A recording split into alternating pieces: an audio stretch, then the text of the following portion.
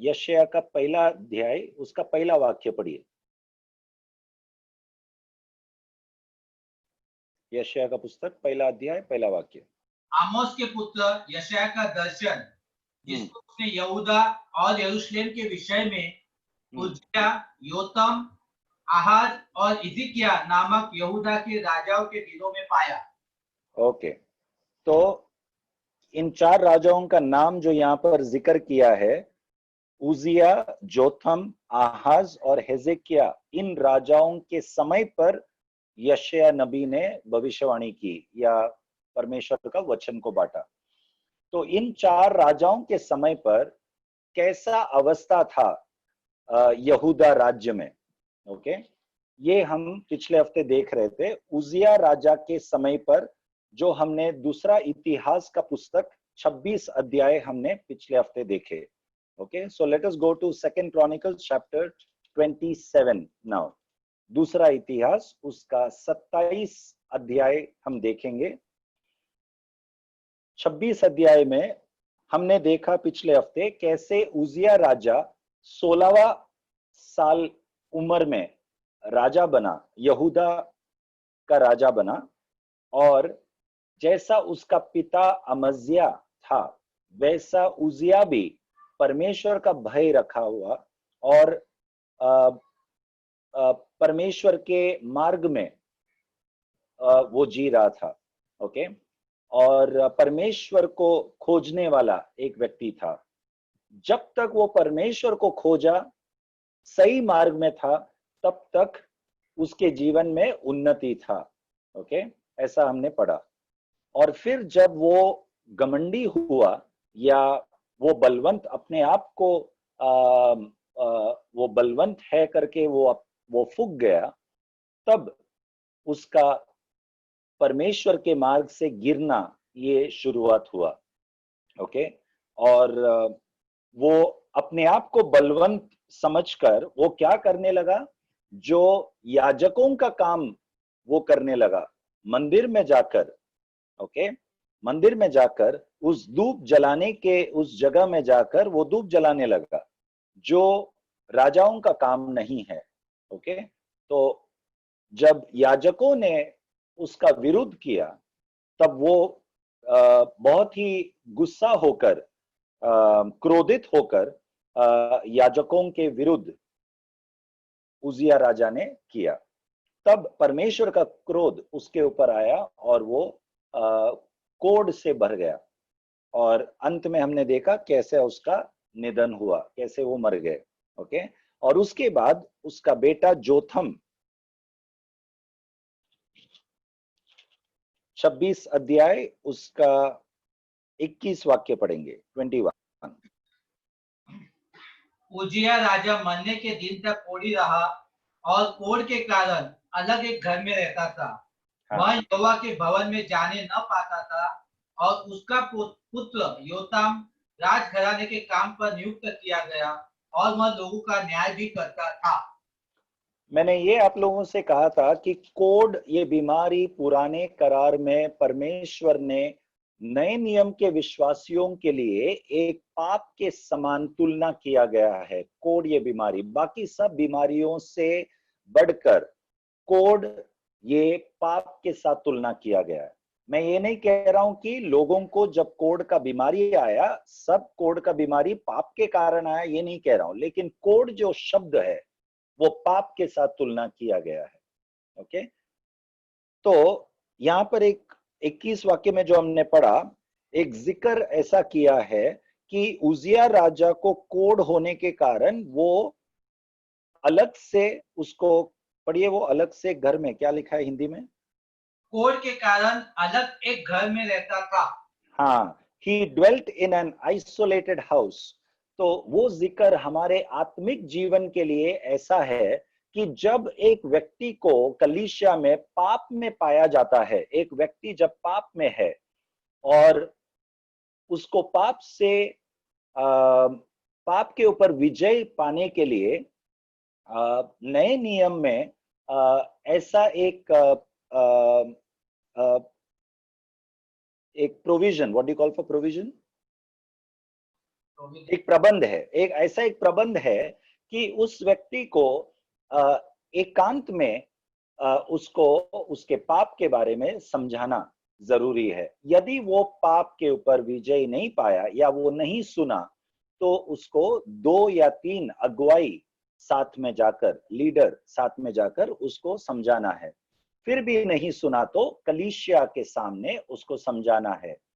फिर भी नहीं सुना उसने, तो उसको कलीसिया से बाहर निकालना है।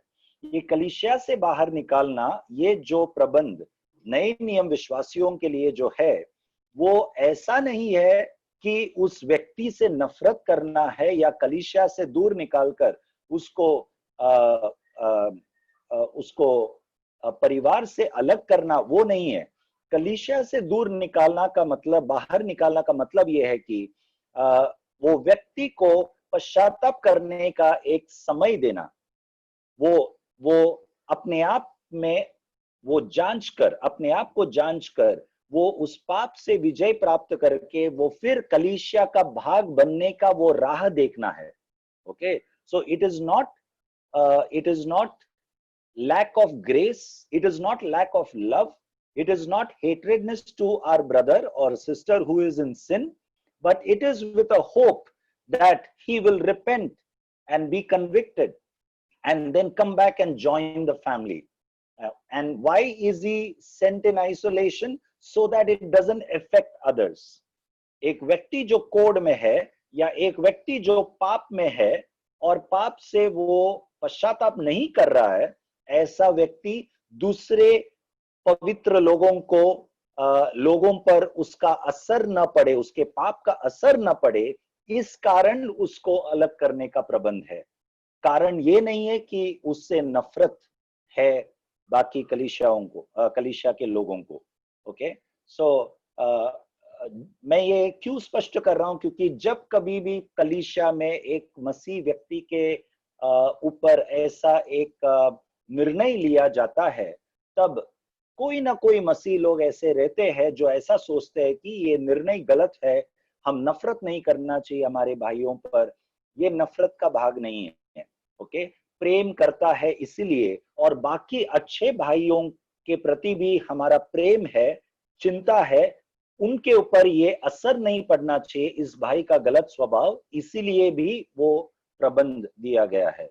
ये यीशु मसीह का दिया हुआ प्रबंध है। Okay, so Uzziah lived in isolation. Okay, and then Jotham उसका बेटा राजा बना। 27 अध्याय का पहला वाक्य पढ़ेंगे। जब योताम राज्य करने लगा तब वह 25 वर्ष का था और यरूशलेम में 16 वर्ष तक राज्य करता रहा। उसकी माता का नाम यरूशा था जो सादोक की बेटी थी। ओके, तो योतम 25 साल के उम्र में राजा बना और वो कितने साल राज किया? 16 साल यरूशलेम पर राज किया।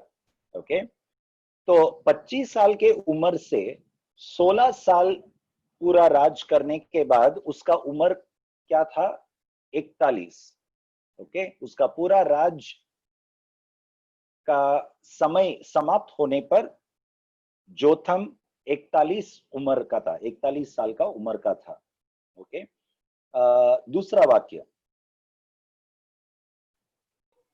उसने वह किया जो यहोवा की दृष्टि में ठीक है, अर्थात जैसे उसका पिता उजिया ने किया था, ठीक वैसा ही उसने भी किया। तो भी वह यहोवा के मंदिर में न घुसा और प्रजा के लोग तब भी बिगड़ी चाल चलते थे। ओके, तो मैं चाहता हूं कि आप सब जो हमने पिछले हफ्ते उजिया राजा के बारे में, जोतम के पिता के बारे में जो हमने सीखा, और अब उजिया के बारे में जो हम सीख रहे, उसके बारे में जो जिक्र किया है, ये दोनों हम तुलना करेंगे। ओके, जोतम राजा के बारे में लिखा है कि वो परमेश्वर के नजर में जो सही था वही कर रहा था। वो ऐसा लिखा है ना। दूसरा वाक्य पढ़िए, शुरुआत। उसने वह किया जो यहोवा की दृष्टि में ठीक है। ओके, अब इसका पिता उजिया राजा ने क्या किया था? 26 अध्याय का 4था वाक्य पढ़िए और एक बार। जैसे जैसे उसका पिता अमस्या किया करता था, वैसा ही उसने भी किया, जो यहोवा की दृष्टि में ठीक था। ओके, तो उजिया जोथम का पिता भी यही किया था। तो शुरुआत जैसा जो उजिया उजिया का था, उसी प्रकार उजिया का बेटा जोथम भी शुरुआत अच्छा किया। ओके, जो परमेश्वर के नजर में सही था वही किया, जैसा उसका पिता उजिया ने किया। फिर उसके आगे क्या लिखा है, वही दूसरा वाक्य में, 27 तो का दूसरा में। तो भी वह यहोवा के मंदिर में न घुसा, और प्रजा के लोग तब भी बिगड़ी चाल चलते थे। देखो, यहां पर पिता ने जो गलती किया, उजिया ने परमेश्वर के मंदिर में घुसकर जो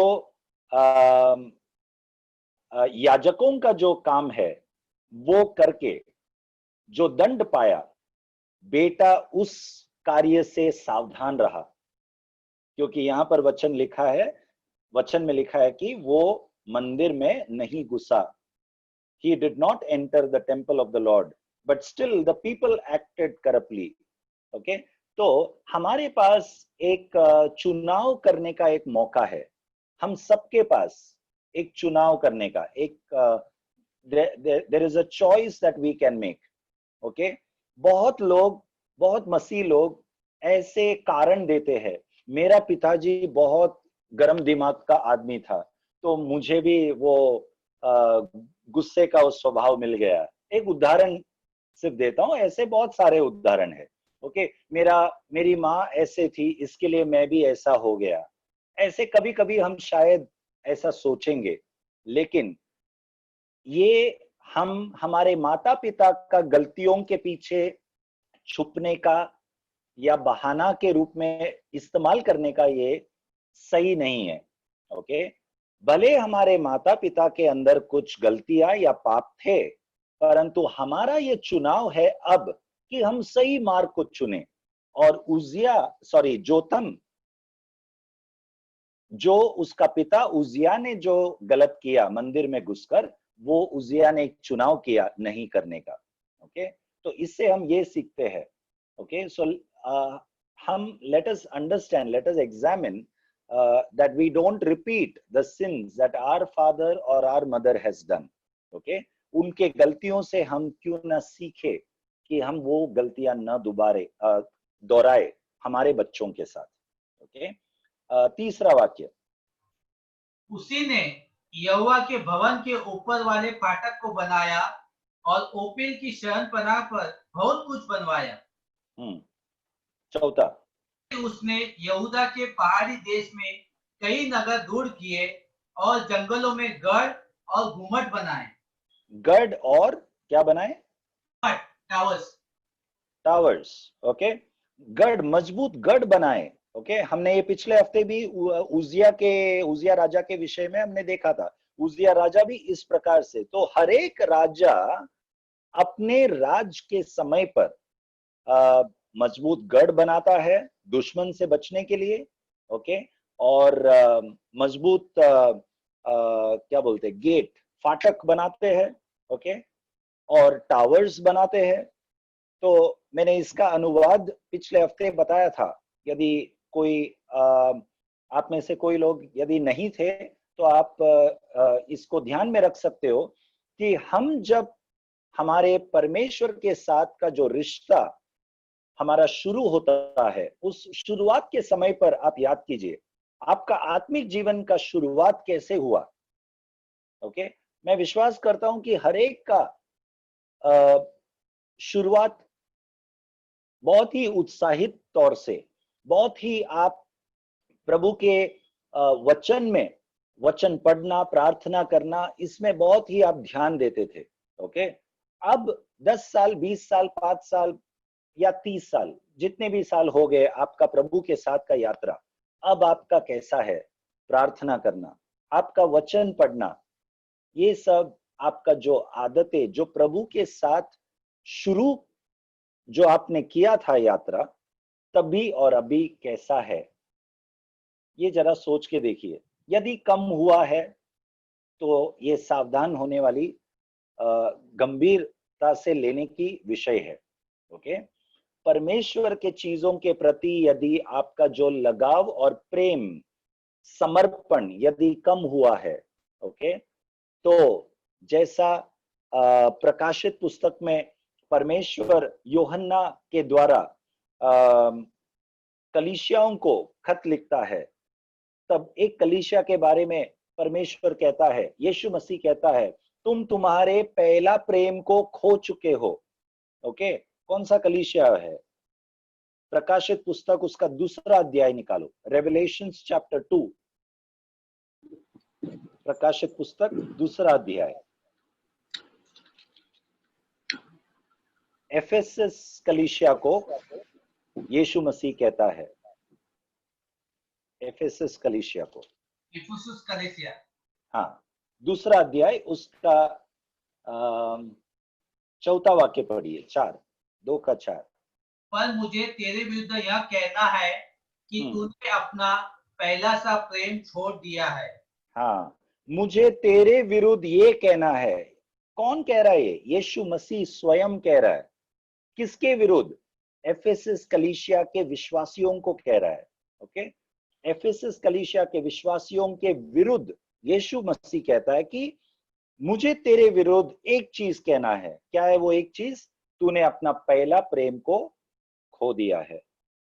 ओके, इसीलिए क्या करना है? 5वां वाक्य, इसलिए स्मरण कर कि तू कहां से गिरा है और मन फिरा और पहले के समान काम कर।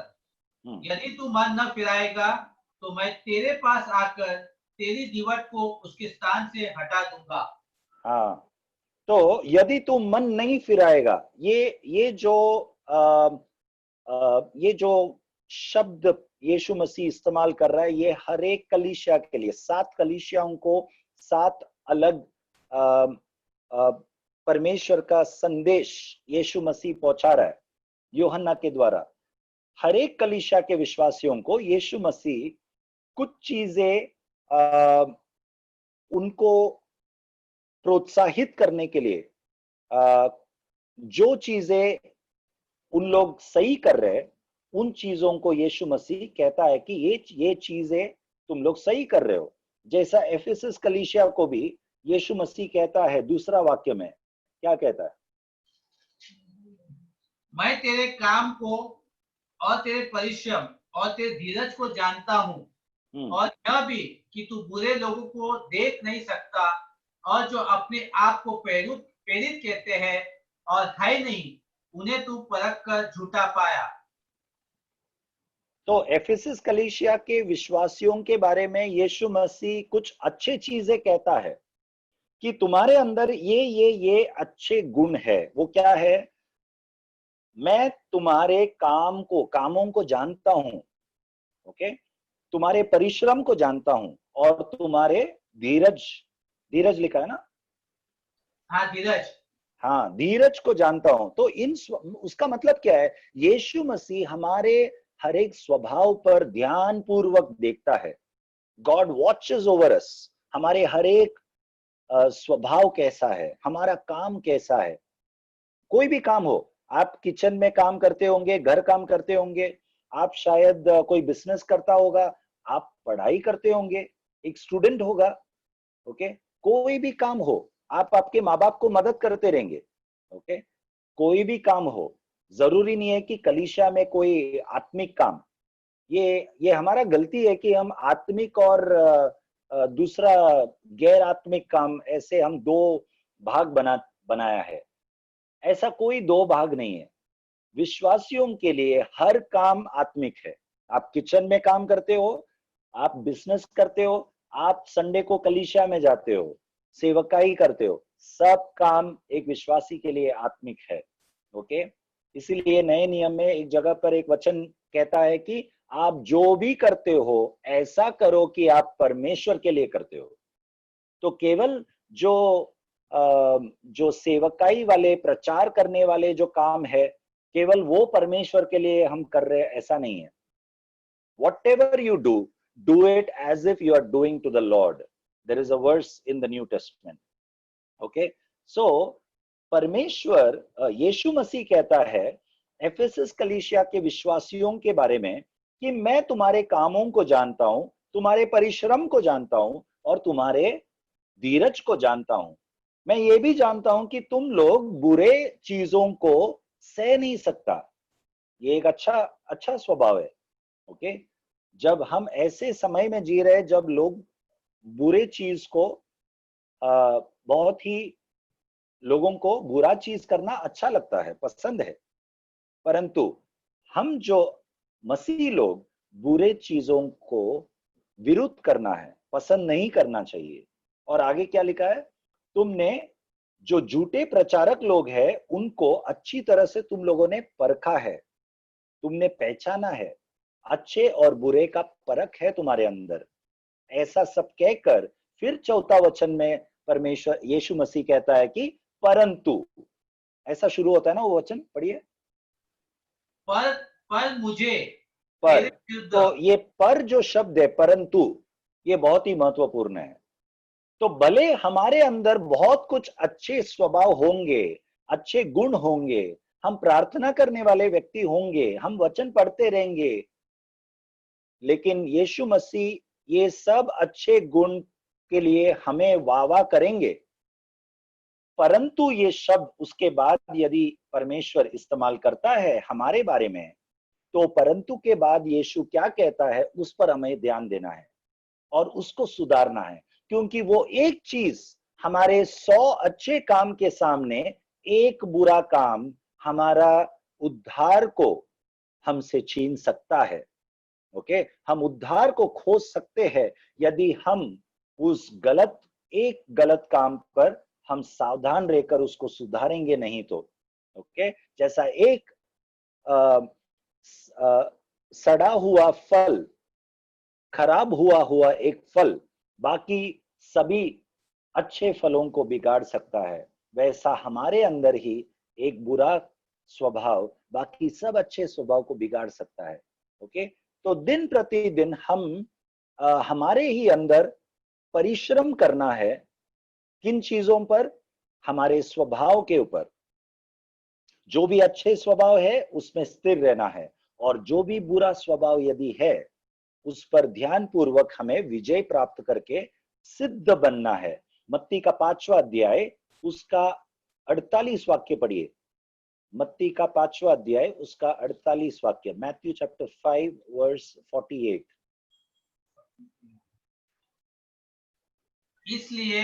इसलिए चाहिए कि तुम सिद्ध बनो, हाँ, जैसा तुम्हारा स्वर्गीय पिता सिद्ध है। ये भी यीशु मसीह ने कहा है, इसीलिए चाहिए कि तुम सिद्ध बनो जैसा तुम्हारा स्वर्गीय पिता सिद्ध है। ओके, मत्ती का 5 उसका 48।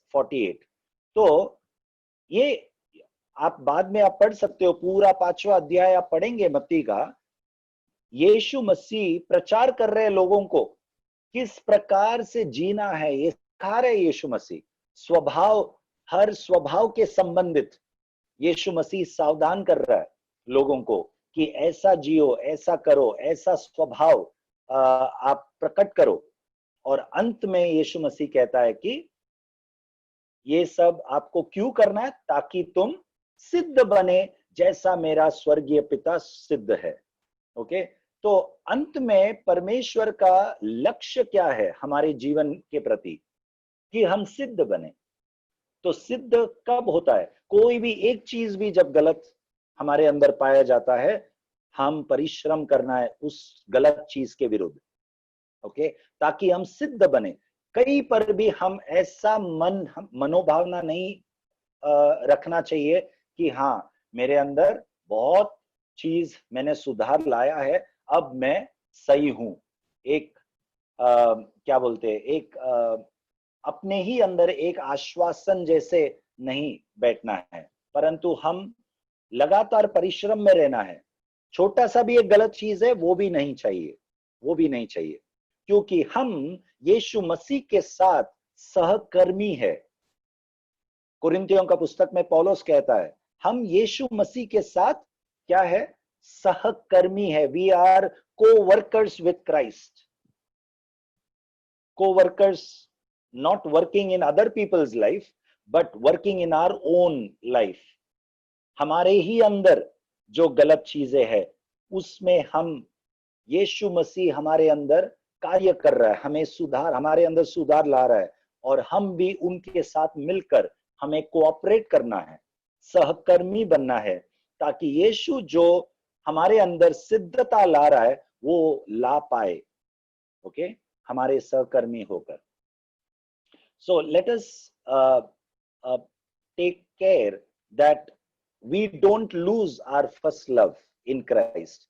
यीशु मसीह में हमारा जो पहला प्रेम है यीशु मसीह के साथ, वो पहला प्रेम हम खो न दे. इस संसार के भीड़ में, संसार में दौड़ते दौड़ते, परिश्रम करते करते हम खो न दे हमारे पहला प्रेम को. उसके लिए जो भी करना है वो हम करें. ओके, तो उजिया राजा और जोथम राजा, उनका परमेश्वर यहोवा के साथ का जो रिश्ता शुरू तो बहुत ही अच्छा किया. ओके, परमेश्वर के नजर में जो भी सही था वही करके, दूसरा इतिहास का 27 अध्याय में लौट के आएंगे, और परमेश्वर के नजर में जो भी सही था वो करके जोथम राजा ने भी सही किया, और फिर मजबूत गढ़ बनाए ताकि दुश्मन यरूशलेम और यहूदा नगर में, राज्य में प्रवेश न करे उसके लिए. तो हमारे जीवन में भी हम बहुत ही अच्छी तरह से शुरुआत किया प्रार्थना और वचन में रहकर. ओके, तो वो क्या है, हमारे लिए एक मजबूत गढ़ है, ताकि शैतान हमारे जीवन में आसानी से प्रवेश नहीं कर पाए. लेकिन हमारे आत्मिक जीवन आगे बढ़ते बढ़ते जब हमारा प्रार्थना कम होता है, वचन पढ़ना कम होता है, तो मजबूत गढ़ जो है वो गिर जाता है. जो मजबूत दीवार यरूशलेम के चारों ओर जो बांधा गया है वो गिर जाता है. जब वो गिर जाता है तब क्या होता है,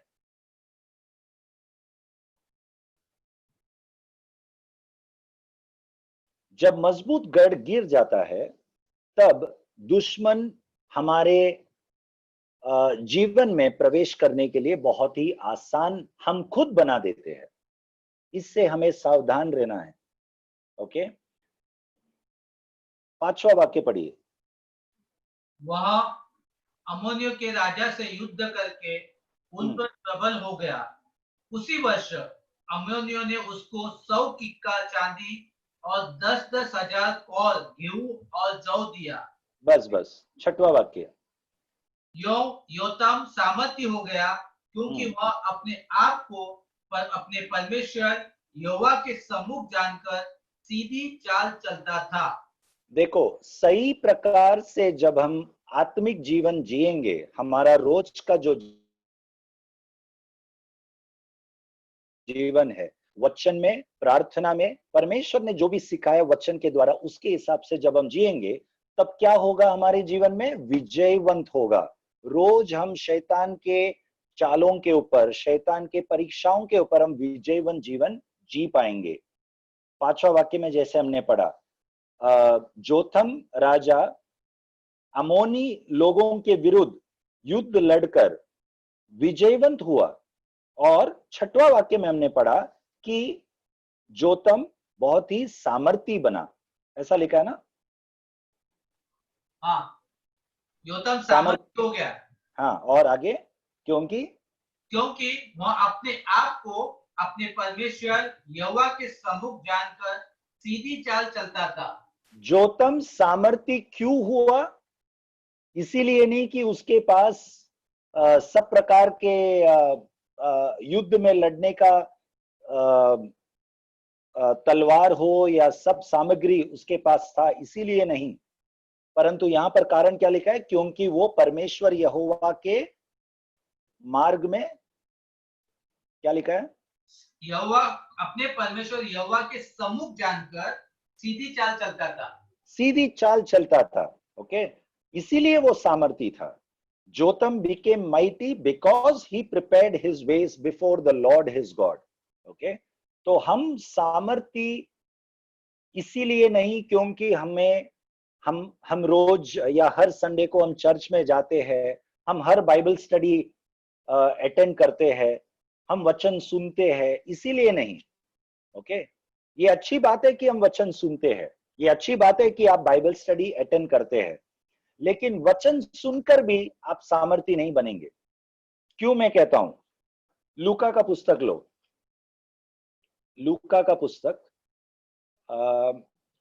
कोई मुझे मदद करे। जो बीज बोने वाले का जो दृष्टांत यीशु ने कहा है, वो कौन सा अध्याय में है? आठवां अध्याय। ओके, लूका का पुस्तक, उसका 8वां अध्याय निकाले। यस, 8वां अध्याय। वहां पर 4 प्रकार के बीज बोने वाले जमीन के बारे में यीशु मसीह विस्तार में कहता है। ओके, तो 4 प्रकार का जमीन है, हम सब जानते वो। लूका का 8वां अध्याय, उसका 11वां वाक्य में, 5वां वाक्य में, कुछ बीज रास्ते के साइड पे गिर गए, कुछ बीज, 6वां वाक्य, पथरीले जमीन पर गिरे, और कुछ बीज कांटों के बीच में गिरे, और 8वां वाक्य, कुछ बीज अच्छे भूमि में गिरे। ओके, ये 4 प्रकार के जमीन के बारे में लिखा है, और इसका अनुवाद भी यीशु मसीह खुद कहता है। 11 वाक्य पढ़िए। दृष्टांत का अर्थ यह है कि बीज परमेश्वर का वचन है। यस। मार्ग के किनारे वे हैं जिन्होंने सुना, तब शैतान आकर उनके बस जिन्होंने सुना। देखो, मार्ग के बाजू में गिरा हुआ जो बीज है वो इस प्रकार है, जो कुछ लोगों ने वचन सुना। 13 वाक्य पढ़िए, सिर्फ शुरुआत पढ़िए। चट्टान पे वे है जब सुनते हैं। बस, जो पथरीले जमीन के ऊपर जो बीज गिरा, जो वचन गिरा, वो उस प्रकार है जो लोग सुनते हैं, उसमें भी लोग सुनते हैं। और 14 वचन, जो झाड़ियों में गिरा, यह वे है जो सुनते हैं। हाँ, सुनते हैं। और फिर 15 वचन, पर अच्छी भूमि के वे है जो वचन सुनकर। बस तो चारों प्रकार के जो लोग हैं, चारों प्रकार के लोग वचन सुनते हैं। इसलिए मैंने कहा कि वचन सुनना कोई बड़ी बात नहीं है, चर्च में जाना कुछ बड़ी बात नहीं है। ओके, अक्सर मसीह लोग, हम ऐसा शायद हमारे एक इट्स अ ह्यूमन साइकोलॉजी, एक मनुष्य का एक विचारधारा ऐसा है, जाने अनजाने में हम वचन सुना मतलब हम बहुत आत्मिक बन गए। नो, वचन सुनना ये काम पूरा नहीं हुआ है। ओके, क्योंकि जो 11 वचन में लिखा है, रास्ते के साइड पे जो वचन, जो बीज गिरा, वो उस समान है जो वचन सुना। और अब आगे पढ़िए। तब शैतान आकर उसके मन से वचन उठा ले जाता है कि कहीं ऐसा ना हो कि विश्वास करके उद्धार पाए। हाँ, विश्वास, शैतान वो बीज को, वचन को क्यों लेके जाता है? ताकि ऐसा न हो कि विश्वास करने के बाद वो उद्धार पाए। उद्धार पाए। मतलब विश्वास करने के बाद भी आप उद्धार नहीं पाया, ऐसा हो सकता है। ओके, तो ये यीशु मसीह खुद कहता है, खुद कह रहा है, ये किसी और का शब्द नहीं है। सो हम चर्च में जाते हैं, सभी लोग विश्वासी है जो चर्च में जाते हैं, और हम अपने आप को विश्वासी कहते हैं। ओके, सो विश्वासी बनना या विश्वास करना वचन पे ये काफी नहीं है, लेकिन विश्वास करके उद्धार का पूर्णता होना बहुत जरूरी है। तो हम केवल सुनने वाले बनेंगे तो केवल विश्वासी रहेंगे। दूसरा प्रकार के लोग जो पथरीले भूमि पर गिरा, वो भी सुना, वचन को सुना, सुनकर क्या हुआ आगे? परंतु जड़ न पकड़ने से वे थोड़ी देर तक विश्वास रखते हैं और परीक्षा के समय बहक जाते हैं। हाँ, परीक्षा के समय पर बहक जाते, थोड़े समय तक। ये दूसरे प्रकार का विश्वासी लोग हैं जो थोड़े समय तक विश्वास में रहते बहक जाते हैं, तो सब सुनने वाले हैं, लेकिन परीक्षा के समय पर वो गिर जाते हैं। 14 वचन। और जो सुनते हैं आगे चलकर चिंता और धन और जीवन के सुख विलास में फंस जाते हैं और उनका फल नहीं पकता। उसका फल नहीं पकता। ओके, तो पथरीले कांटों के बीच में गिरा हुआ वचन, जो बीज है, वो भी उस प्रकार है जो मसीह लोग वचन सुनते हैं, परंतु जो तकलीफ और सब प्रकार के समस्याओं के बीच में, इस संसार के भागदौड़ में, समस्याओं के बीच में क्या होता है, वचन रोज या हर संडे को चर्च में जाके वचन सुना, हर बाइबल स्टडी में वचन सुना, लेकिन वचन सुनने के बाद जब समस्या जीवन में आता है, तभी क्या होता है, ये कांटों के बीच में दब जाता है, समस्याओं के बीच में दब जाता है। वो वचन जो सुना वो ठीक से पका नहीं। ओके, तो जब हम वचन सुनते हैं, जो बीज बोया जाता है हमारे जीवन में, उसे पकने देना है हमें। पकने देना मतलब इंग्लिश में लिखा है मैच्योरिटी, परिपक्व होना है। उस वचन में हमें बढ़ना है, कार्य में लाना है। वो है चौथा प्रकार का लोग। 15वां वचन पढ़िए। पर अच्छी भूमि के वे हैं जो वचन सुनकर भले और उत्तम मन से संभाले रहते हैं और धीरज से फल लाते हैं। धीरज से फल लाते हैं। धीरज यहाँ पर क्यों बहुत ही महत्वपूर्ण है, क्योंकि जैसे परीक्षाओं का सामना होता है, जो 13 वचन में लिखा है, और फिर 14 वचन में जो कठिन परिस्थितियों से घेरा हुआ रहता है। ओके, कांटों के बीच में अलग अलग समस्याओं से जब हम दबा हुआ रहता है, ओके, तब धीरज से हम इन वचनों को पकड़े रहना है, वचनों को पकड़े रहना है। ओके, हम सबके जीवन में मैं जानता हूं कि समस्याएं है, बहुत अलग अलग, हम सबके जीवन में अलग अलग समस्या है। ओके, और ये उन कांटों के समान है जो हमें दबाया जाता है। ओके, इन समस्याओं के बीच में हम दब जाते, इतना दब जाते कि विश्वास हमारा अब बाकी है कि नहीं, ये एक बहुत ही बड़ा प्रश्न का चिन्ह बन जाता है। ओके, तो इन इन प्रश्नों के बीच में, इन कांटों के बीच में हम धीरज बन के कैसे हम बाहर निकलेंगे, जब हम वचन सुनकर उन वचन में बने रहेंगे। इन समस्याओं के बीच में वचनों को याद रखो।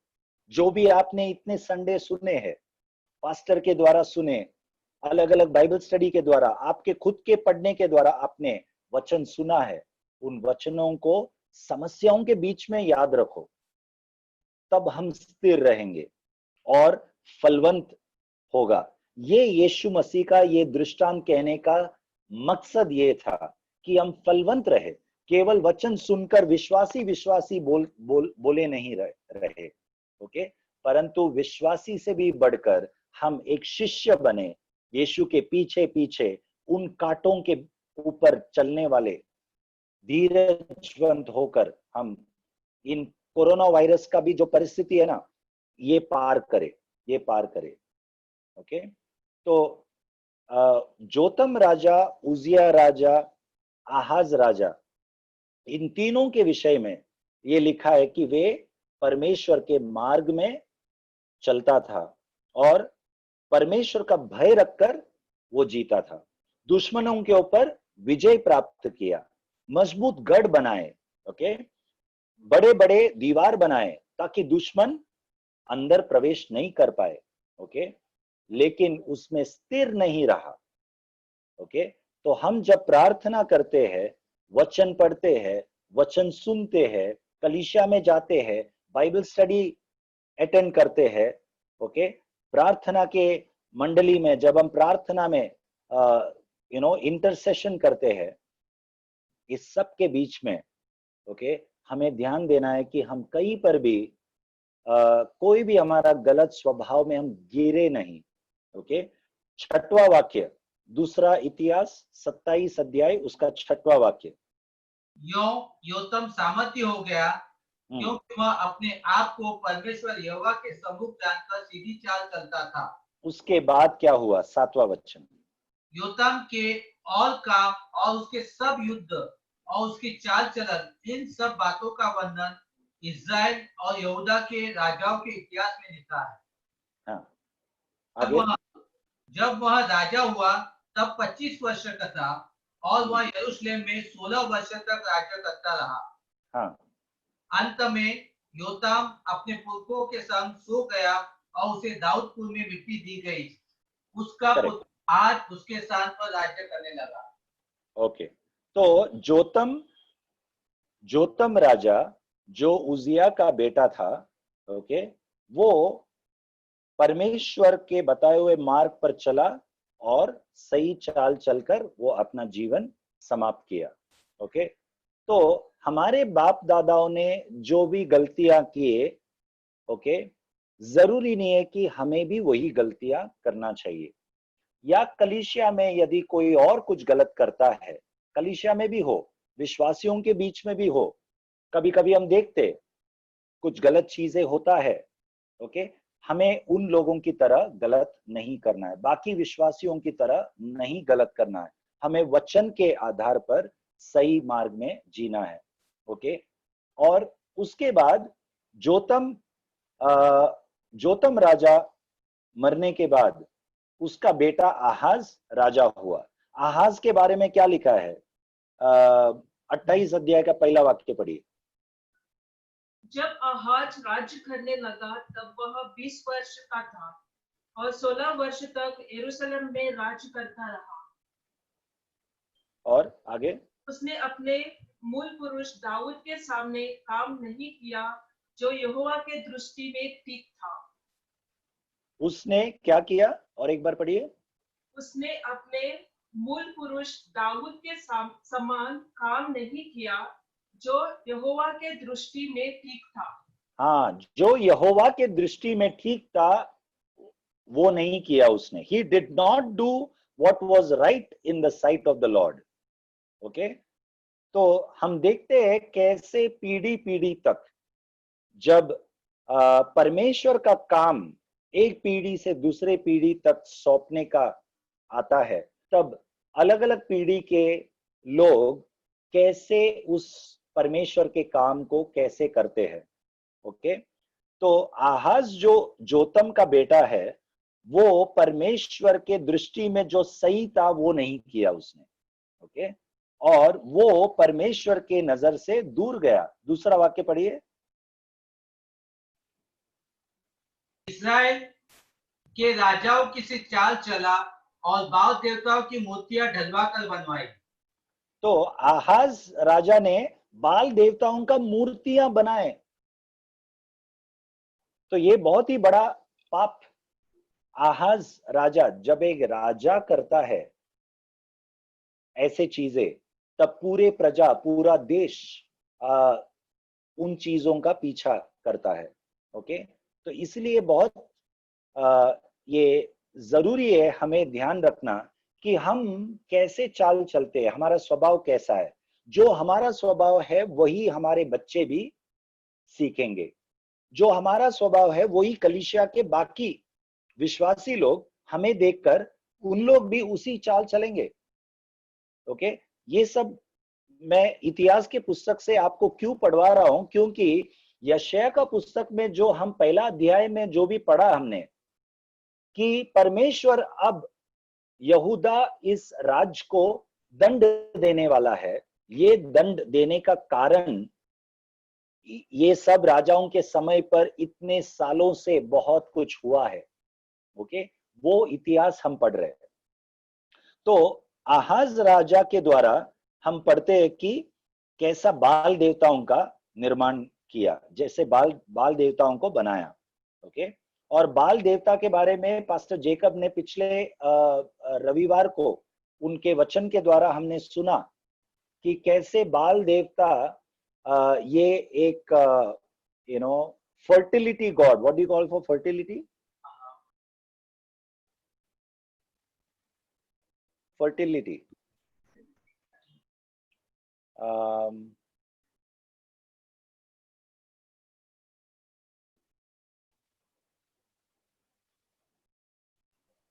Fertility.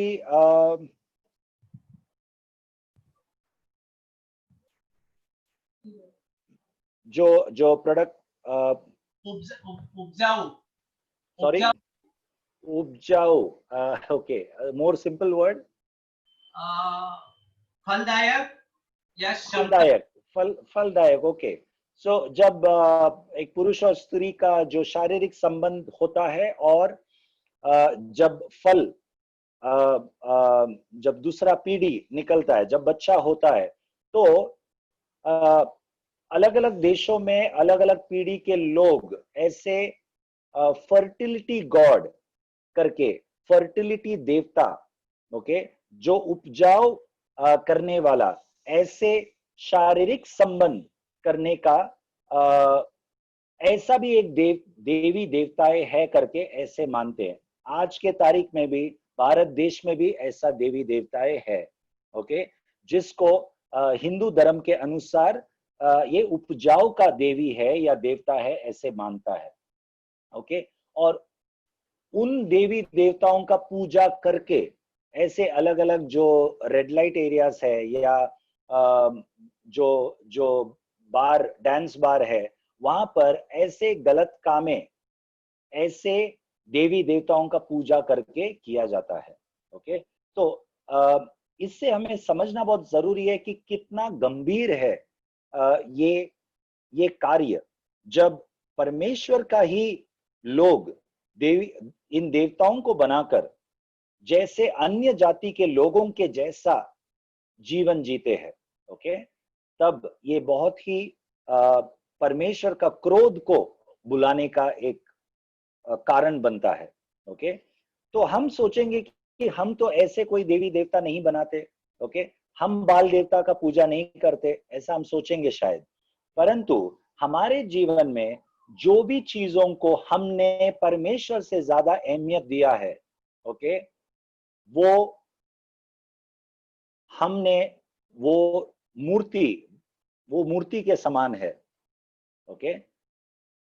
यदि हम यीशु मसीह के साथ जब हमारा रिश्ता शुरू हुआ, तब हम प्रार्थना और वचन में हम स्थिर रहे, लेकिन अब हम कुछ और चीज में ज्यादा समय देते हैं। हमें प्रार्थना करने के लिए समय यदि नहीं है, तो वो चीज हमारे लिए मूर्ति बन चुका है ओके। परमेश्वर और हमारे रिश्ते के बीच में कुछ भी यदि आए तो वो मूर्ति के समान है और परमेश्वर को वो घृणा रखता है ओके। निर्गमन का पुस्तक में हम पढ़ते हैं कि परमेश्वर जलन रखने वाला परमेश्वर है, और केवल वो जलन रखने वाला परमेश्वर केवल नहीं है, परंतु उनका नाम ही जलन है। His name is jealous okay, निर्गमन का पुस्तक में लिखा है। सो हमारे जीवन में परमेश्वर और हमारे बीच में क्या क्या चीजें हैं, उन चीजों को हमें मार गिराना है ओके। तो he sacrificed and burned incense on the high places on the hills, verse 4, चौथा वचन। ऊंचे स्थानों पर और पहाड़ियों पर और सब हरे वृक्षों के नीचे वह बलि चढ़ाया और धूप जलाया करता था। हाँ, तो इन सब गलत चीज आहाज राजा करने लगा ओके। इस कारण परमेश्वर ने क्या किया, पांचवा वचन, इसलिए उसके परमेश्वर यहोवा ने उसको अमोरियों के राजा के हाथ में कर दिया और वे उसको जीतकर उसके बहुत से लोगों को बंदी बनाकर के दशमिक को ले गए। बस इस कारण परमेश्वर यहोवा ने क्या किया, अमोरियों के राजा के हाथ में कर दिया। हाँ, अमोरिया राजा के हाथ में कर दिया आहाज राजा को और उस प्रदेश के सभी यहूदी लोगों को अमोरिया राजा के हाथ में, मतलब दुश्मन के हाथ में कर दिया। किसने, परमेश्वर ने। तो हम जब परमेश्वर का भय रखकर हमारा आत्मिक जीवन नहीं जिएंगे तो हमारे आत्मिक जीवन में हम हार महसूस करेंगे। हमारे स्वभाव में, अलग अलग स्वभाव में, हम कई बार हम बोलते हैं ना या सोचते हैं हम कि मुझे इस स्वभाव के ऊपर विजय प्राप्त करना है, लेकिन मैं नहीं पा रहा हूं, मुझे नहीं होता है। क्यों नहीं होता है? क्योंकि कहीं ना कहीं हमने हमारे आत्मिक जीवन में हम छूट दिया है, हमने सावधानी नहीं परखा है इसके लिए। ओके, तो जोतम राजा के बारे में हमने पढ़ा कि जब जोतम राजा सावधान होकर अपना जीवन जिया तब परमेश्वर ने उसको विजय दिया दुश्मनों के ऊपर। तो हमारे लिए शैतान के ऊपर यदि हम विजय प्राप्त करना है तो हमें परमेश्वर का भय रखकर हर समय जीना है। यदि हम नहीं करेंगे ऐसा तो परमेश्वर स्वयं हमें शैतान के हाथ में सौंप देंगे। ओके, और फिर हम सोचेंगे कि हम पास्टर के द्वारा या कोई लीडर के द्वारा हम प्रार्थना करवाएंगे तो हो जाएगा। नहीं, हम ये जान ले कि कोई भी प्रार्थना हमें उस गलत चीज के ऊपर विजय नहीं दिला सकता। क्यों? तब तक जब तक हम स्वयं ये कदम नहीं उठाएंगे उस गलत चीज के ऊपर विजय करके। हमें उस गलत चीज रोकना है हमारे ही जीवन में। कोई भी स्वभाव हो, वो गुस्से का स्वभाव हो, गाली देने का स्वभाव हो, परमेश्वर के काम नहीं करने का, प्रार्थना वचन पढ़ने का, वो कोई भी गलत स्वभाव हो, कोई गलत आदतें हो, ओके, कोई गलत विचार भी हो सकता है, हमारे मन में कोई गलत विचार आ रहा है, ओके, जो परमेश्वर को घृणा रखता है। ओके, कोई भी स्वभाव के ऊपर यदि हम वो स्वभाव को नहीं रोकेंगे तो परमेश्वर हमें शैतान के हाथ में सौंप देता है, क्योंकि हम स्वयं शैतान को अनुमति देता है हमारे जीवन में प्रवेश करने के लिए। हमारे परिवार में भी वो असर पड़ता है। ओके, और 5वां वाक्य का अंत में क्या लिखा है? वह इस्राएल के राजा के वंश में कर दिया गया जिसने उसे बड़ी मार से मारा। Then he was also delivered into the hand of the king of Israel, who defeated him with a great slaughter.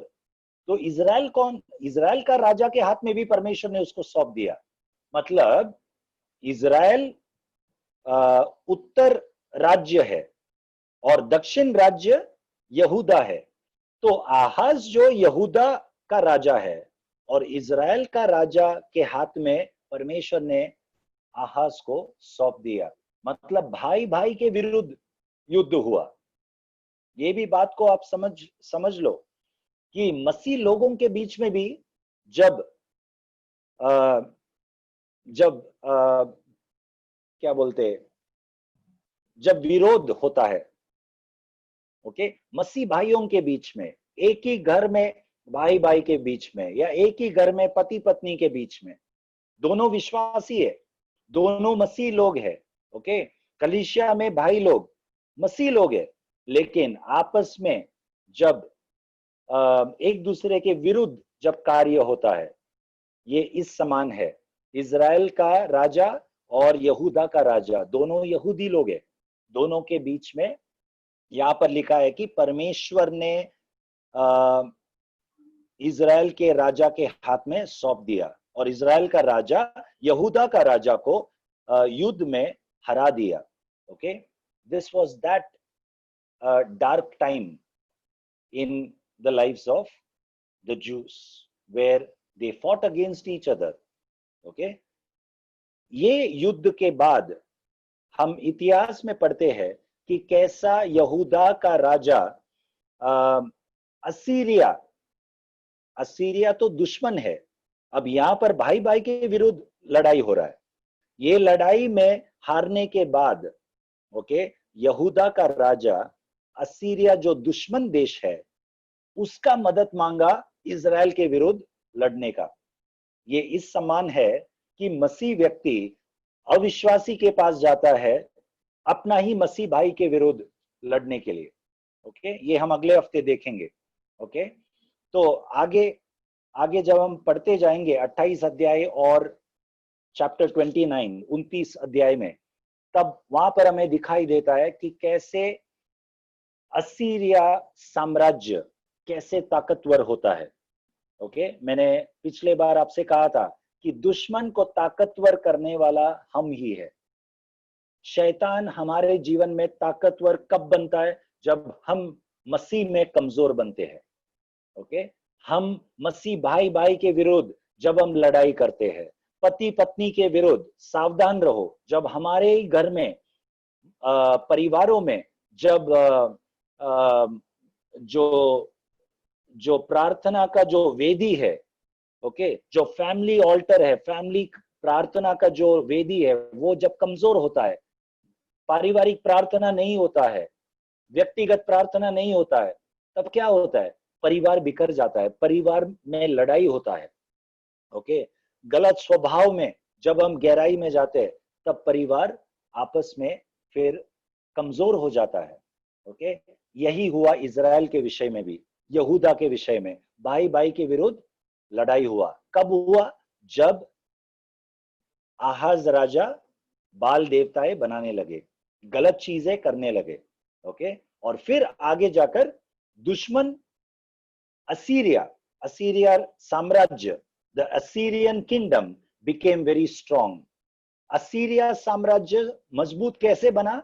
जब यहूदा का राजा, वो हम अगले हफ्ते देखेंगे, यहूदा का राजा जो यहूदी है, वो असीरिया राजा को मिलकर बुलावा दिया कि साथ मिलकर युद्ध लड़ेंगे। किसके विरुद्ध युद्ध लड़ेंगे? इजराइल के विरुद्ध युद्ध लड़के इजराइल को हरा दिया। ओके, तो वो हम अगले हफ्ते देखेंगे कैसे दुश्मन हमारे जीवन में मजबूत बनता है।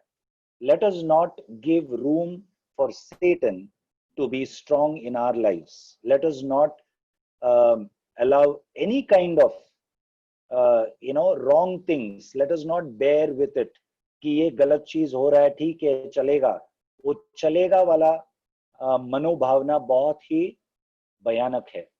हम विशेष करके अंतिम दिनों में जी रहे, तो इन अंतिम दिनों में हम क्यों ना हर एक उन गलत चीजों को मार गिराकर, जैसा पिछले हफ्ते हमने देखा, उजिया राजा जब मंदिर में प्रवेश करके गलत चीज करने लगा, तब याजकों का 80 याजकों का समूह साथ में मिलकर उजिया राजा का विरोध करने लगा।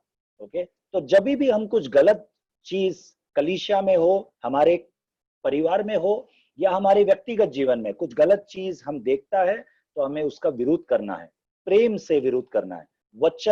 वचन जो तलवार है, उस तलवार को पकड़ के हमें वचन के द्वारा विरोध करना है।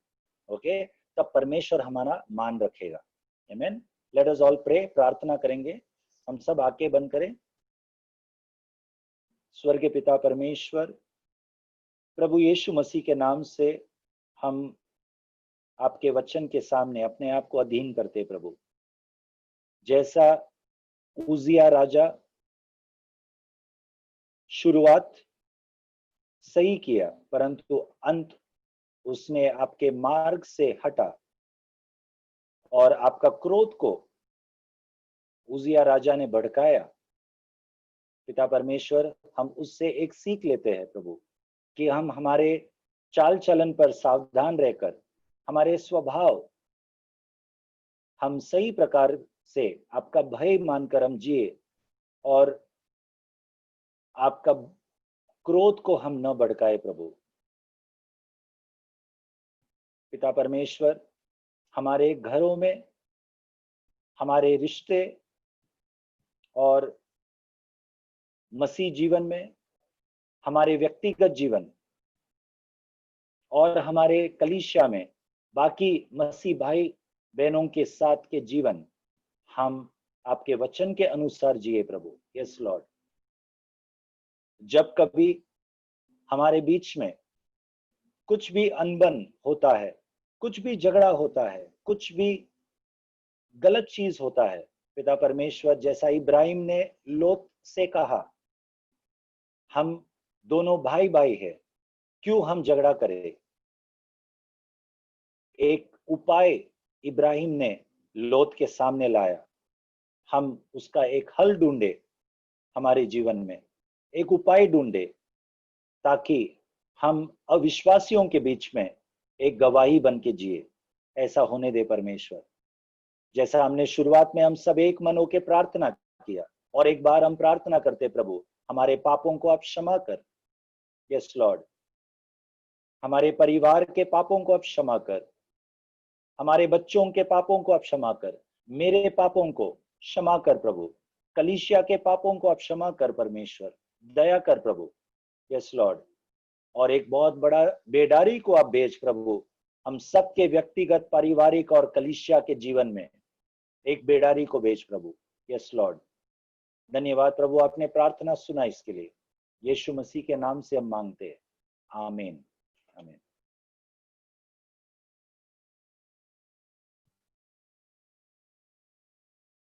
परमेश्वर आप सबको आशीष करे। आप सब अपने आप को अनम्यूट कर सकते हैं, एक दूसरे को आप लोग विश कर सकते हो। God bless you all.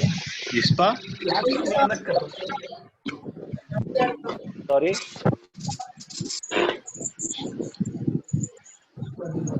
Praise God, praise God, bless you, God bless you.